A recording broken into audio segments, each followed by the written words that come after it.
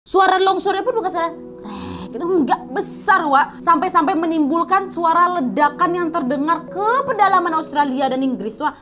Hai, wassalamualaikum warahmatullahi wabarakatuh. Terima kasih sudah klik video ini. Oke, Wak, jadi di malam Rabu ini seperti biasa aku akan kembali menceritakan satu cerita sejarah yang terjadi di Indonesia, yaitu tentang letusan Gunung Merapi pada tahun 1883 yang tercatat sebagai salah satu letusan terbesar dalam sejarah. Saking besarnya, letusan ini juga menyebabkan tsunami hingga mampu menghancurkan 165 daerah di sepanjang garis pantai. Bahkan sampai 1 tahun pasca letusan masih ditemukan jenazah mengapung dan terdampar sampai Afrika, Wak, bersamaan dengan batu apung yang telah dimuntahkan dari dalam perut gunung tersebut. Dahsyat kali ya kan? Betul sekali, Wak, seperti yang aku kasih tahu di judul, ini adalah letusan Gunung Krakatau. Penasaran kalian kan dengan kronologi lengkapnya? Jadi tanpa berlama-lama kita langsung masuk aja ke ceritanya ya. Check it out.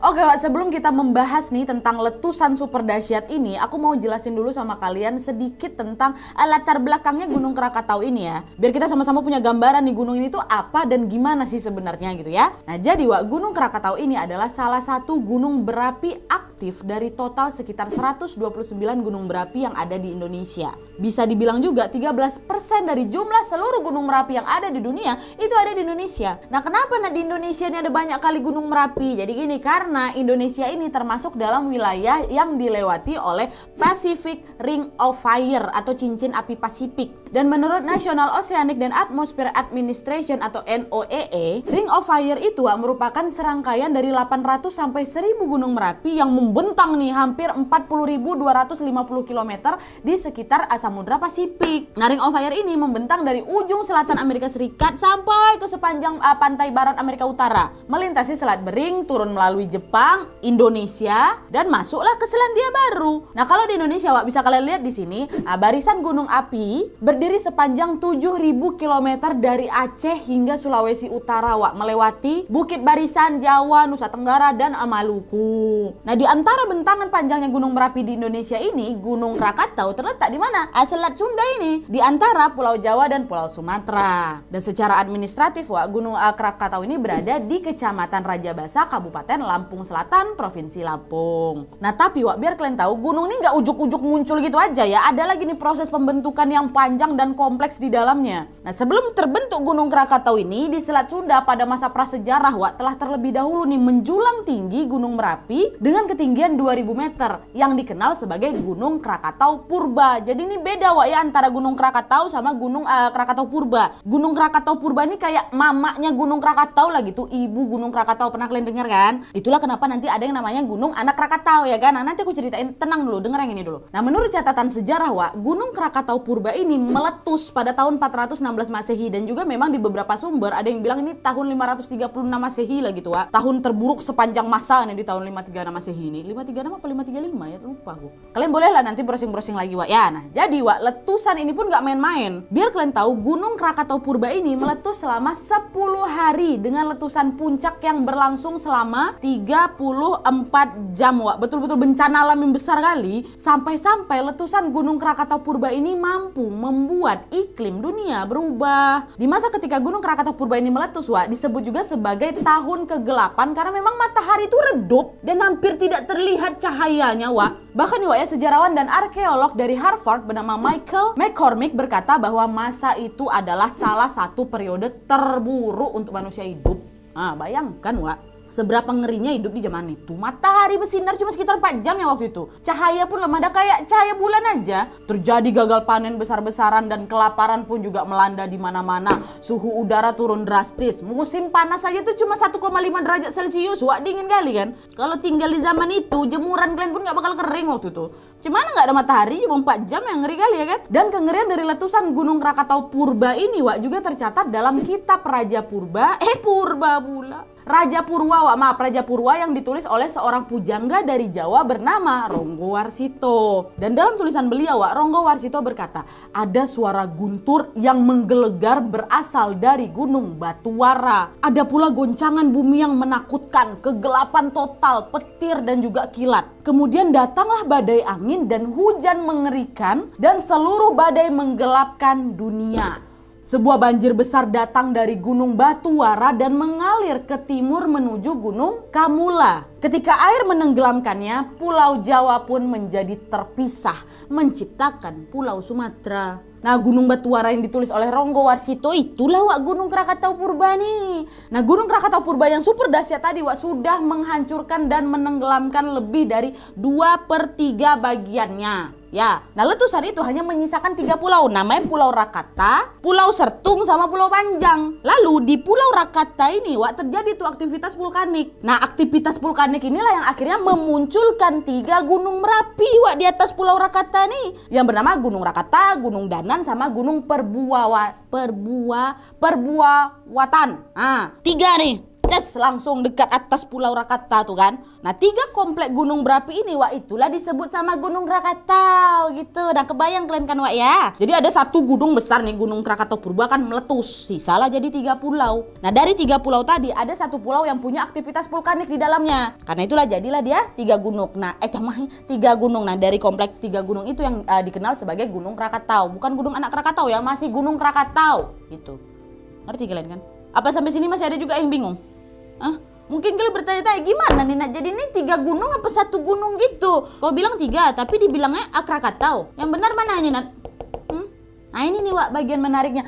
Dulu tuh memang 3, sekarang itulah jadi 1. Nah, jadi dulu Gunung Rakata, Gunung Dawan Danan, sama Gunung Perbuawatan itu terbentuk dari 1 dapur magma yang sama, Jadi walaupun memang kelihatannya ada 3 puncak itu, sebenarnya itu 1 gunung. Nah, kebayang kalian kan? Seberapa besar dahsyatnya Gunung Krakatau-nya? Menjulang tinggi 813 meter di atas permukaan laut, terbentuk di atas kaldera raksasa berukuran 40 kali 60 km, Kalian tahu kaldera? Kaldera itu macam kuali besar tuh yang dekat gunung. Itu kaldera tuh. Terus mereka punya 3 kawah pula. Krakatau itu.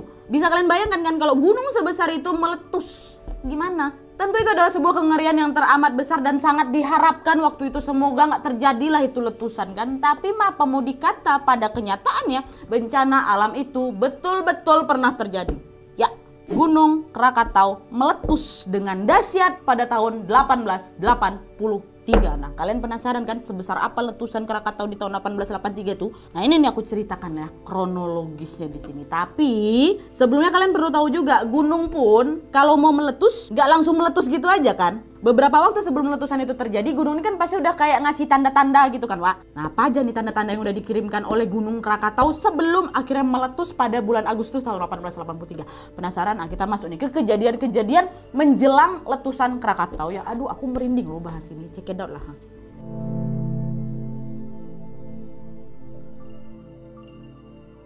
Nah, jadi Gunung Krakatau ini meletus pada tanggal 26 sampai 27 Agustus tahun 1883. Tentu ada banyak kali kan korban yang berjatuhan dari peristiwa ini. Tapi untungnya mereka yang berhasil selamat dari letusan itu meninggalkan banyak catatan harian, ada juga saksi mata dan juga wawancara yang akhirnya kemudian dikumpulkanlah itu oleh seorang ahli geologi dari Belanda yang bernama Roger Verbeek. Nah, dia ini adalah seorang ilmuwan yang juga merupakan salah satu korban selamat pada peristiwa itu. Nah, dari catatan yang memang sudah dikumpulkan oleh Bapak Roger ini, itulah kita jadi tahu nih cerita tentang kedahsyatan letusan Krakatau 1883 tersebut, beserta dengan kejadian-kejadian yang terjadi sebelum Krakatau ini meletus, Nah, kejadian pertama yang mengiringi letusan Krakatau ini dimulai pada bulan Mei tahun 1883. Di bulan Mei ini, peningkatan aktivitas Krakatau udah mulai kerasa tuh. Pada saat itu gempa kecil udah mulai sering terjadi dan juga dirasakan nih oleh orang-orang yang tinggal di sekitar kawasan gunung. Dan FYI juga Gunung Krakatau ini adanya di tengah laut ya kan, di Selat Sunda. Jadi antara pemukiman warga sama gunung tuh kepisah sama laut sepanjang 30 mil atau sekitar 48 kilo. Lumayan jauh ya kan. Tapi tetap aja memasuki bulan Mei, Wak, warga di sana tuh nggak luput dari getaran dan guncangan gempa-gempa tersebut. Bahkan nggak cuma manusia aja yang kerasa waktu itu, kuda-kuda peliharaan juga jadi sering-sering ngamuk, kayak susah antem gitu mereka. Nah, gempa-gempa yang sudah mulai terjadi ini harusnya kan udah jadi kayak sinyal yang jelas lah ini kalau memang Gunung Krakatau lagi tidak baik-baik saja. Tapi sayangnya, Wak, pada saat itu orang-orang ini tidak menganggap gempa itu sebagai pertanda bahaya. Mereka merasa kalau Gunung Krakatau tuh aman kok. Ditambah lagi dengan jarak 30 mil atau 40 kiloan tadi dan juga terpisah laut nih. Itulah akhirnya membuat mereka jadi yakin kalau mereka berada pada jarak aman. Dan gak cuma itu aja, Wak, selama mereka tinggal di sana, Gunung Krakatau ini emang gak pernah kenapa-napa pula. Ibarat orangnya, si Gunung Krakatau ini gak pernah macam-macam lah gitu. Dan dari sumber yang aku baca, Wak, ya, letusan Krakatau tahun 1883 itu kayak kebangkitannya Krakatau setelah kurang lebih 200 tahun beristirahat. Jadi ya itulah pantasan lah orang-orang di sana tuh pada kayak nggak ngegubris si gempa itu tadi tuh loh, Wak. 200 tahun nggak kenapa-napa kok, ibaratnya gitu kan. Nah, mendapat banyak laporan tentang peningkatan aktivitas Krakatau ini, Wak, dan juga turut merasakan sendiri di gempa-gempa yang terjadi. Pak Roger Verbeek tadi, si ahli geologi tadi tuh, jadi penasaran deh nih. Akhirnya dia memutuskanlah untuk melihat sendiri kondisi Gunung Krakatau itu. Pergilah dia ke mercusuar keempat, Wak, yang memang terletak di Anyer. Nah, mercusuar ini nih tempat paling dekat dan jelas gitu loh, Wak, untuk melihat Krakatau. Dan kebetulan mercusuar ini dijaga dan dikelola oleh temannya Pak Roger, yaitu keluarga Belanda bernama The Squits Family. Dahlah, pergilah Pak Roger ke sana kan. Nah, pada saat berkunjung ke sana, Wak, Roger ini ketemu nih sama anak laki-lakinya Pak Squid. Kebetulan juga anak laki-laki ini pun tertarik sama sains, Wak. Roger dan anak laki-laki ini pun jadi cepat akrab lah kan, mereka ngobrol lah itu tentang banyak hal, termasuk soal letusan gunung, Wak. Nah, Roger ini jelasin lah sama dia gimana nih proses-proses meletusnya gunung, inu, sampailah akhirnya pembahasan mereka ini menyebutkan tentang batu apung. Dah ngobrol panjang lebar sampai ke pembahasan soal batu apung. Dan selesai ngobrol itu, kebetulan lagi, Wak, si anak laki-laki ini beberapa hari yang lalu bilang, "Pak, saya beberapa hari yang lalu nemuin batu apung loh, Pak." Tunggu ntar ya, saya ambil. Tak, diambil, dia kasihlah sama Roger. Roger, nah Pak, buat Bapak, buat kenang-kenangan. Kata si anak laki-laki ini kan. Dapat ya, saya mau istirahat. Ya, nih buat Bapak lah pokoknya. Nah, baliklah anak ini, pergi ke kamar ya. Pas anak ini mau ke kamar buat tidur, Wak, Pak Roger tiba-tiba kayak keingat sesuatu nih setelah memegang batu apung tuh. Bentar lo dek, bentar lo. Ini batu apung kok temukan di mana? Anak laki-laki itu bilang, dari laut, Pak. Dia ngambang gitu di permukaan laut. Itu saya ambil. Wah, di laut. Iya. Aduh. Nah, di situ Roger udah mulai mikir, Wak, kok bisa ada batu apung di laut? Udah nggak betul ini nih. Nggak betul. Tapi waktu itu sama kayak warga yang lain, Roger ini pun tidak terlalu menanggapi batu apung itu dengan serius. Padahal itu kan seperti yang kalian tahu, itu adalah tanda-tanda dari Krakatau kan. Emang kenapa nggak ngerti aku gini? Waktu lah kalian belajar lah IPA, itu betul-betul lah. Apa hubungannya batu apung sama aktivitas gunung, Wak? Jadi gini, aku jelasin ya, Wak ya. Batu apung itu termasuk dalam batuan apa? Vulkanik. Awalnya batu apung ini terbentuk dari magma di dalam gunung api ya. Nah, batu yang sangat panas ini bisa keluar, Wak, karena adanya dorongan yang sangat kuat dari dalam gunung. Nah dorongan yang sangat kuat ini akhirnya membuatnya terhempas nih, Wak, keluar dalam bentuk gas, Wak, yang kemudian secara tiba-tiba mendingin ketika sampai di udara. Nah, proses pendinginan inilah yang membuat gas itu tadi tuh membeku. Jadilah batu apung. Ya, ngerti kalian? Kurang lebih kayak itu aja lah yang bisa aku jelasin, Wak ya. Nah, jadi dari penjelasan aku tadi udah mulai jelas nih, Wak, sekarang kan. Ada batu apung ngambang di laut. Tandanya apa? Berarti aktivitas gunung nih lagi meningkat pesat. Betul? Ah, itulah makanya kok ada batu apung di sini gitu. Tapi waktu itu memang nggak digubris sekali itu sama Roger. Padahal itu adalah tanda-tanda bahwa itu Krakatau sedang tidak baik-baik saja, Bapak. Oke, balik lagi nih kita ke kejadian-kejadian sebelum Krakatau meletus. Dah kan, setelah kemunculannya batu apung tadi, Gunung Krakatau ini betul lagi, Wak, mengirimkan sinyal bahaya pada tanggal 20 Mei tahun 1883. Nah, di hari itu untuk pertama kalinya Krakatau mengeluarkan asap yang sangat banyak. Asap yang sangat banyak ini muncul dari kawah gunung perbuatan tadi. Letusan abu dan semburan uap pun membumbung tinggi, Wak, sampai 11 km. Suara dentumannya pun udah terdengar, Wak, sampai sejauh 200 kilometernya. Ini udah nggak main-main ini kan, udah kayak pertanda bahaya, udah makin jelas sekali ini. Tapi bukan yang ngungsi atau gimana warga waktu itu, Wak. Kalian tahu apa yang dilakukan orang-orang waktu itu, ha? Beberapa orang justru memanfaatkannya untuk mencari uang. Gimana tuh nyari uang? Nah, gini, Wak, caranya adalah mereka menjadikan Gunung Krakatau yang lagi aktif-aktifnya ini menjadi tempat wisata. Gak tahu mereka kalau ini adalah kesalahan besar yang sudah mereka lakukan karena bahaya dahsyat sebentar lagi akan menimpa mereka. Mereka gak tahu doh, Wak. Dan betulan, Wak, wisata Gunung Krakatau pun dibuka tanggal 27 Mei 1883 tuh, Dan pada saat itu ada nih salah satu pengusaha pemilik hotel gitu, Wak. Dialah yang membuka wisata Krakatau ini. Nah, dia ini bekerja sama dengan Kapten Lindeman namanya, dengan menyewa kapal uap. Kapal uap nih namanya kapal uap Loudon. Ya, dan FYI dikit nih, Wak, ya, kapal uap Loudon ini atau nama lengkapnya Governor General Loudon adalah kapal uap milik Belanda, Wak, yang dioperasikan oleh Nederland Indische Stoomboot Maatschappij Stoomboot Maatschappij, ya. Pokoknya perusahaan kapal uap India Belanda lah waktu itu, Wak. Nah, kapal ini dinahkodai oleh Kapten Lindeman tadi. Nanti ada nih, Wak, kisah heroik soal kapal dan Kapten Lindeman, nanti aku ceritain ya. Tonton video ini sampai habis, ilmu nih, Wak. Susah payah aku cari. Oke. Nah, balik lagi nih ke wisata Krakatau tadi kan. Jadi si pemilik hotel ini dia buka lah itu paket wisata pada tamu hotelnya untuk bisa berkunjung ke Gunung Krakatau, Wak. Si pemilik hotel ini bikin iklan kayak ini. Bergabunglah dalam perjalanan masa kini. Ikutlah naik perahu ke Tanah Dewa Krakatau dan berjalan di gunung api yang hidup, salah satu keajaiban alam terbesar di dunia. Mantap. Gitu pula iklannya. Dan tiket wisata tuh nggak murah loh, Wak. Nggak murah. Bisa kalian tebak berapa harga tiketnya? Per orang harus bayar 35 golden. Kalau sekarang nih sekitar 208 juta rupiah. Sekarang, apalagi dulu. Banyak orang-orang kaya yang bisa pergi ke wisata Krakatau yang bentar lagi mau meledak tuh. Awalnya si Kapten Lindeman ini nggak mau kapal Loudon itu dijadikan wisata gitu. Tapi tak kayak gimana pula ceritanya, setuju-setuju aja dia. Dan dia sendiri nanti yang akan menahkodai si kapal ini. Akhirnya pada tanggal 27 Mei tahun 1883 itulah, Wak, Kapten Lindeman mengantarkan 86 orang penumpang kaya raya ini menuju ke Krakatau. Di sana para pengunjung pun berjalan-jalan, Wak. Ada juga yang sampai gelar tikar waktu itu. Bener-bener lagi wisata. Aduh, ya macam mana, katanya mau piknik tuh ya dia bawa tikar, Nat, untuk duduk-duduk di sana, nggak salah sih. Tapi kok bisa ada orang yang menikmati liburan di atas Gunung Merapi yang bisa meletus kapan aja gitu loh. Dan betul lah, itulah kalian bandel. Selagi orang-orang itu lagi bersantai-santai menikmati wisata, Wak, disinilah tiba-tiba terdengar dentuman yang sangat keras dari dalam Krakatau. Apa nggak terbirit-birit mereka terlari-lari itu masuk lagi dalam kapal tuh untuk menyelamatkan diri.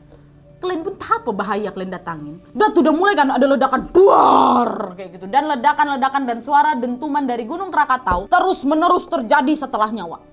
Sepanjang bulan Mei sampai ke Juli 1883 tuh suara dentumannya tuh buang gitu. Nah, 3 kawah Gunung Krakatau tadi itu telah mengeluarkan terus mengeluarkan asap dan uap yang membumbung setinggi 5 mil. Nah, asap yang membumbung ke langit itu akhirnya berubahlah warnanya jadi warna biru sama hijau gitu saat terkena cahaya matahari. Seram kali waktu itu. Dan biar kalian tahu, ini nih. Dan biar kalian tahu, nah ini nih bagian merindingnya nih, Wak, ya. Ledakan-ledakan disertai dengan kepulan asap itu adalah pertanda bahwa jauh di dalam bumi magma ini sedang mencari jalan keluar ke permukaan, Wak. Jadi kayak betul-betul tinggal nunggu waktu aja sampai kira meletus betulan. Lagi siap-siap mau keluar mereka nih. Cari mana ini, ibaratnya magma nih. Mau meletus di mana ya? Wow, siap aku. Kayak gitu. Allah. Dan pada saat itu juga, Wak, hewan-hewan pun udah mulai berperilaku aneh. Monyet sama burung pun udah nggak ada lagi di pohon-pohon loh. Hewan-hewan tuh udah mulai beranjak pigi. Ayam-ayam betina udah nggak mau lagi bertelur. Tapi lagi-lagi orang-orang masih tidak menganggapnya itu sebagai tanda bahaya, Wak. Padahal ada suara dentuman tuh, dari bulan Mei sampai Juli, dudar-dudarnya. Enggak. Mereka tetap merasa berada dalam jarak aman dan kehidupan pun berjalan seperti biasanya. Karena apalagi lagi mereka pikir tuh jauh 40 kilo nggak nyampe ke tempat kita nih, udah tenang ya. Nah itulah kan terlalu itu terjadi betulan sampai akhirnya pada pagi hari tanggal 26 Agustus 1883 sesuatu yang tidak pernah dibayangkan itu betul-betulan terjadi. Betul. Gunung Krakatau meletus dengan sangat dahsyat, Wak. Meletus betulan. Masuk lagi nih kita ke bagian itu. Aduh.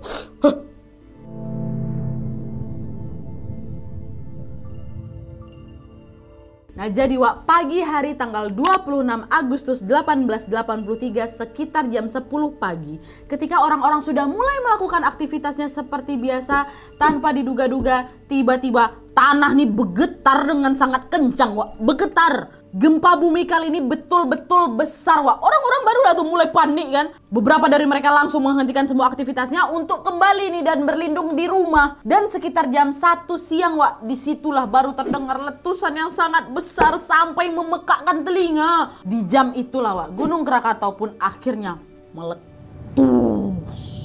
Dan kalian tahu, Wak, setiap detik sekitar 1 juta kubik meter batu abu dan batu apung keluar tuh dari lubang gunung, Wak, jatuh menerpa semua sisi Krakatau. Pada saat itu, Wak, dari jarak 30 mil di tepi pantai itu, Wak, orang-orang ini bisa dengan jelas melihat gunung Krakatau tuh meletus, Wak. Tapi kalian tahu, udah meletus padahalnya. Mereka nggak buru-buru melarikan diri, Wak. Malah terpaku mereka ngelihat laut, Wak. Nah, kenapa mereka terpaku melihat laut? Karena pada saat itu air laut mendadak surut. Ya, nah saat meletus tadi, Wak, memang terjadi longsor besar-besaran lah itu di Krakatau kan. Nah inilah yang akhirnya menyebabkan perubahan pasang surut air laut. Air laut pun mendadak langsung surut nih, gitu sampai kelihatan itu ada banyak-banyak ikan terdampar kan. Dan di titik ini pun, Wak, masih ada beberapa orang yang justru lari dia ke laut tuh buat ngambil ikan. Dan banyak lainnya juga yang hanya mampu berdiri tercengang tuh menyaksikan fenomena alam yang baru saja terjadi itu. Mereka nggak ikut meledak, nah, enggak kan jaraknya itu ada sekitar 40 kilo kan, Wak, meledak di sana. Mereka dapat efek gempa ya tuh. Nanti baru ada efek lainnya. Nanti kalian dengar ada meledak nih, pada ada yang tercengang, ada yang ngambil ikan. Dan pada saat lagi ngambil ikan nih rame-rame nih ya, tanpa menunggu waktu yang lama, air laut yang semula tiba-tiba surut itu balik datang lagi nih sebagai gelombang tsunami. Besar tsunaminya, Wak. Di sini lah, Wak, baru korban letusan Gunung Krakatau mulai berjatuhan. Orang-orang yang melihat tsunami besar itu pun langsunglah berlari sekencang-kencang mungkin untuk menyelamatkan diri. Dan hanya dalam waktu singkat ribuan orang pun mati tenggelam, Wak. Dan mereka yang selamat dari tsunami ini pun langsunglah bergegas itu mengungsi ke daerah bukit. Pada saat itu, Wak, akses transportasi pun masih sangat sulit. Waktu itu kan orang bepergian masih naik kuda kan. Nah padahal ingat kan tadi di awal aku bilang sejak aktivitas gunung meningkat tuh, baru kayak sinyal-sinyal gunung tidak baik-baik saja, kuda-kuda ini kan udah jadi sering ngamuk kan. Jadi susah mereka mengendalikan kudanya untuk membawa mereka berlindung. Ditambah lagi barusan tsunami, makin susah lah itu situasinya kan. Jadilah itu satu-satunya cara kalian untuk menyelamatkan diri adalah dengan berjalan kaki. Ya mau nggak mau lah mereka harus tetap selamat, macam mana harus pergi dari sana. Ditambah lagi, Wak, karena di saat yang bersamaan Gunung Krakatau ini masih terus-menerus ya memuntahkan asap, abu, debu yang membumbung tinggi hingga sekitar 27 km ke langit. Aduh ya Allah, langit jadi gelap waktu itu, Wak. Sehari aja mereka nekat masih di sana, fix nggak bisa napas. Nah sembari orang-orang berjalan nih mencari tempat berlindung, di sepanjang perjalanan itu mereka mendengar ada dentuman dan letusan yang tidak juga berhenti dari Gunung Krakatau. Sepanjang malam, Wak, Gunung Krakatau ini terus meletus dan memuntahkan abu vulkanik. Kalau di total nih, Wak, ya kurang lebih 20 jam, Wak, letusan Krakatau itu terjadi ya. Sampai akhirnya pada tanggal 27 Agustus besokan harinya, dapur magma Krakatau kosong, udah dimuntahkannya semua tuh, isi dapur magma tuh habis sudah. Nah berarti udah selesai nih Nat bencananya? Belum, Wak. Gunung Krakatau ini masih punya kejutan yang lain ya. Apa itu? Jadi kan ini dapur magma yang kosong tadi itu, Wak, menyebabkan Gunung Krakatau tuh runtuh, ambruk, longsor. Ada suara longsornya, itu suara longsorannya tuh, Wak, besar kali. Suara longsornya pun bukan suara itu enggak besar, Wak, sampai menimbulkan suara ledakan yang terdengar ke pedalaman Australia dan Inggris, Wak. Bahkan dari salah satu sumber yang aku baca, Wak, suara ini sampai terdengar di sepertiga wilayah bumi. Ada banyak orang yang dikabarkan jadi tuli karena suara ini, Wak. Dan juga, Wak, aku tuh pernah nonton video yang bilang kalau ada suara ledakan saat Gunung Krakatau meletus kan. Ini aku agak bingung ini, Wak, karena kalau dari informasi yang aku baca, yang ku tonton dari film Bapak Roger tadi, Wak, itu dijadikan film loh. Suara itu tuh adalah suara longsoran tanggal 27 Agustus di film Krakatoa The Last Day. Nah ini berdasarkan catatan dari ahli geologi Belanda tadi, Bapak Roger Verbeek tadi tuh.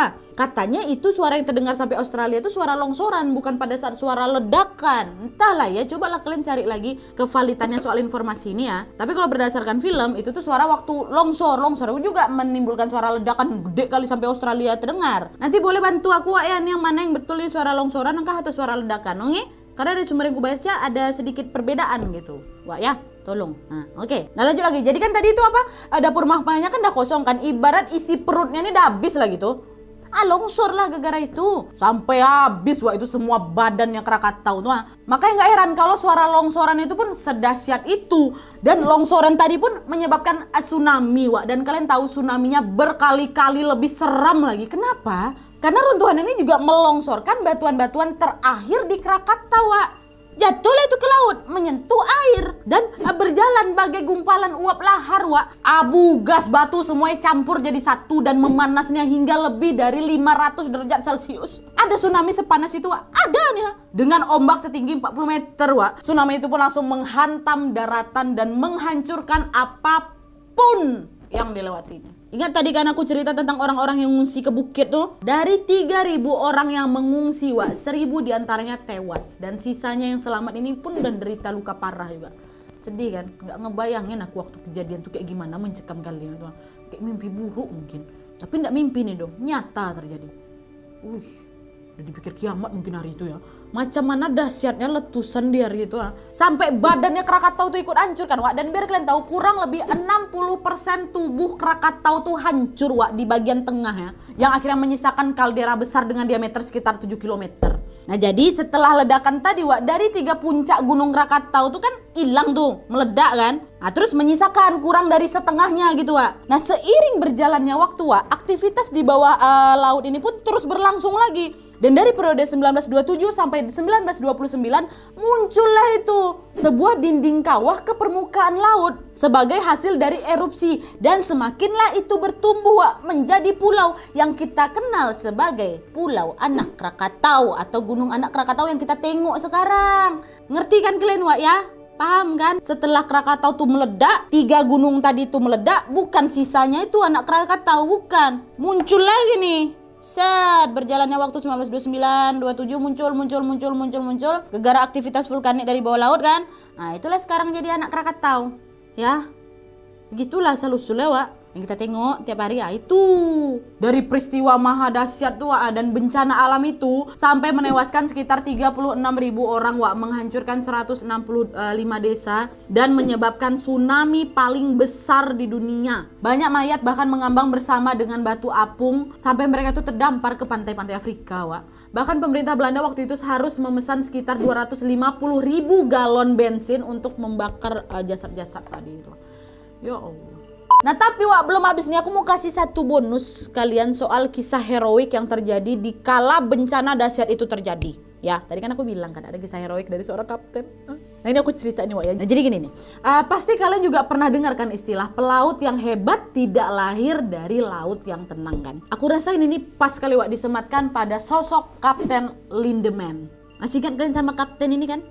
Yang tadi ku singgung di awal tuh loh wak, kapten yang punya kapal uap, yang menahkodai kapal uap, yang nanti dia juga yang ngantarin 86 penumpang wisata ke Krakatau tuh. Nah ingat kan? Nah, jadi cerita gini, pada tanggal 26 Agustus pagi tuh wak, ketika Krakatau pertama kali meletus, Kapten Lindeman ini pas pula lagi di atas laut, dia lagi bertugas wak mengantarkan rombongan pekerja dari Cina menuju ke Teluk Betong dengan menaiki kapal odon tadi. Nah dari semua orang yang ada di saat kejadian itu wak, rombongan Kapten Lindeman lah yang paling dekat kali jaraknya sama Krakatau.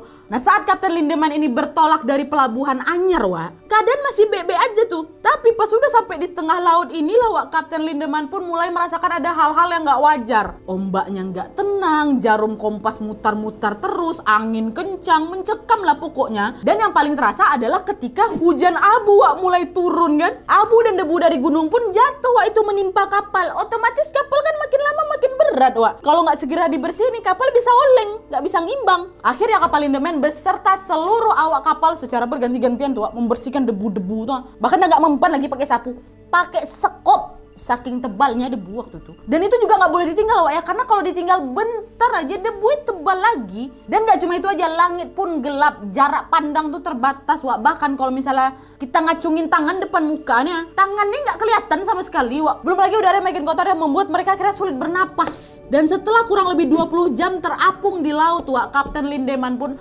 perlahan-lahan menyadari bahaya apa yang sedang mengintai mereka pada saat itu. Bahaya apa wak? Tsunami itulah. Di sini Kapten Lindeman udah mulai ngerasa Aduh, nggak bisa kita sampai ke Teluk Betung ini.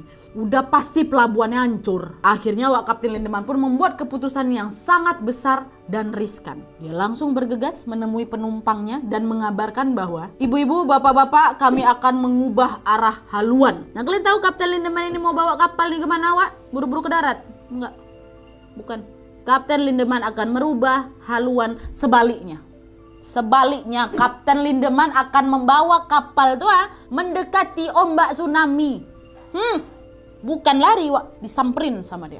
Penumpang yang dengar tuh otomatis pada ketakutan semua lah, ya kan. Janganlah Kapten, nggak mungkin kita bisa berhasil kayak gitu kan. Tapi waktu itu Kapten Lindeman langsung menenangkan dengan memberikan penjelasan bahwa ombak tsunami itu, ibu-ibu, bapak-bapak, yang paling besar adalah di daratan. Jadi kalau misalnya kita nekat pergi ke daratan, bahayanya tuh justru lebih besar. Itulah kenapa saya mau membawa arah Kapalodon ini mendekati ombak. Biar kita kayak surfing gitu. Memang kayak surfing, Wak, tapi surfing another level lah. Pakai kapal uap, terus lawannya ombak tsunami. Bayangkan sama kalian. Nah, itu yang mau dilakukan Kapten Lindeman. Kapten Lindeman tahu bahwa ada kemungkinan pada saat kapalnya nanti sampai di puncak ombak, kapal ini pasti memang akan jatuh atau terhempas ke dasar laut dan hancur berkeping-keping. Ada kemungkinan kayak gitu. Tapi dia tetap memilih mengambil resiko itu karena dia juga sadar jika dia berhasil melewati ombak itu tadi, kemungkinan besar mereka semua bisa selamat, ya kan? Akhirnya, Wak, dengan jiwa yang sangat besar dan berani, Kapten Lindeman pun berkata kepada semua penumpang kapal,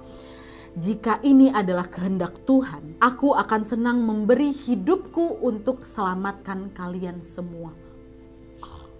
Merinding, aku terharu kali, ya Allah. Dan setelah mengatakan hal itu, Kapten Lindeman pun meminta semua penumpang untuk berlindung dan dia pun kembali lagi naik ke ruang kemudi untuk bersiap-siap berhadapan dengan tsunami. Nah, saat itu dia dibantu sama satu awak kapal bernama Jensen untuk bisa mengarahkan kemudi, jangkar dan juga lain-lainnya. Nah, pas semua udah dirasa siap nih, Wak, ya, Kapten Lindeman pun langsung nyuruh si Jensen ini untuk turun dan berlindung dengan penumpang yang lain. Tapi Mas Jensen ini kayak nggak tega gitu loh, kaptennya ini ngelawan tsunami itu sendiri kan, Wak. Akhirnya dia pun memantapkan hati bilang kalau, Kapten, saya akan temani Kapten di ruang kemudi sampai akhir untuk melawan tsunami. Apapun yang terjadi, ayolah Kapten, kita sama-sama aja.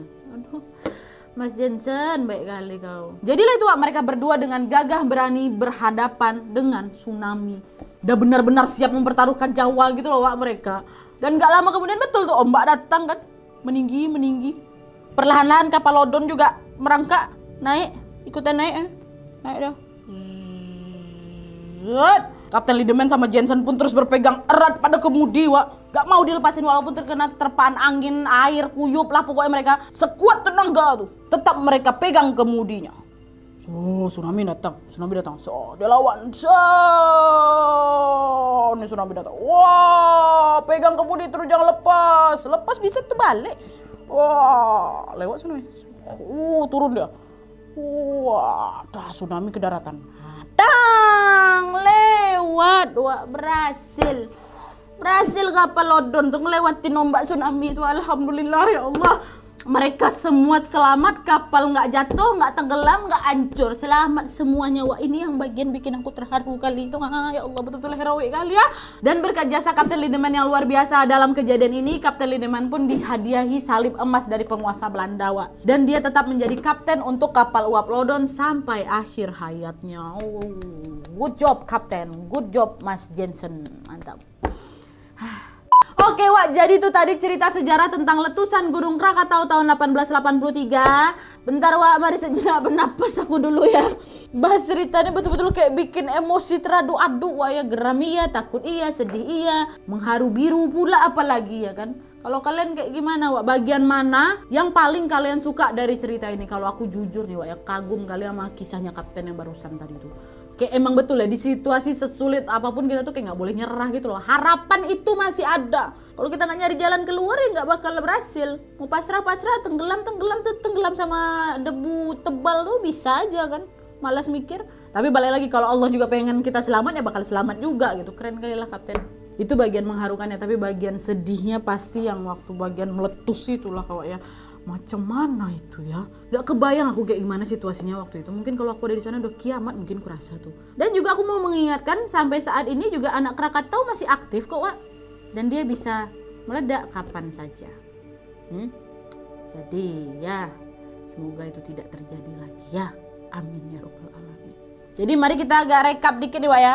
Jadi dari dulu itu ada yang namanya Gunung Krakatau Purba. Kan tahun 536 tuh waktu tahun terburuk sepanjang masa terjadilah letusan. Kan?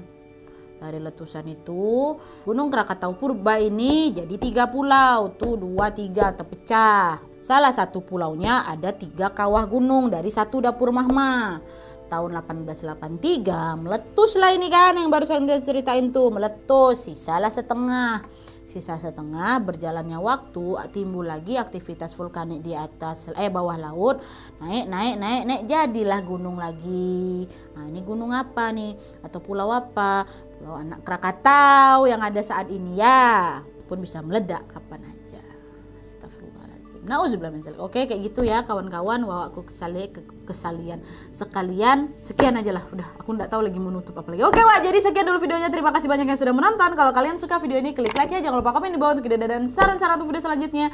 Jangan lupa nyalain notifikasinya supaya kalian tahu kalau aku upload video baru. And as always, jangan lupa untuk klik tombol subscribe supaya kalian sama-sama tahu informasi menarik dan menegangkan dari channel aku.